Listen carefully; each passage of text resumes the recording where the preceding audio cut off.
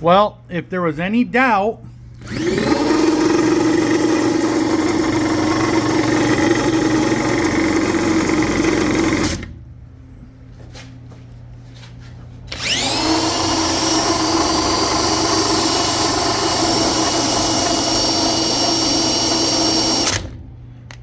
thank you, Jim Cooper.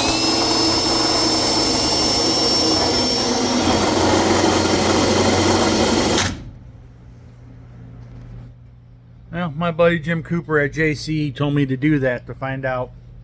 You will find out that your pinion bearings are your problems or not. And guess what? It sure as hell sounded like it. So, with that, please like, share, and subscribe. Do that stuff down there. Comment. Make sure and comment. We got to get the YouTube algorithm going, man. We got to get it going. We'll catch you guys in the next one.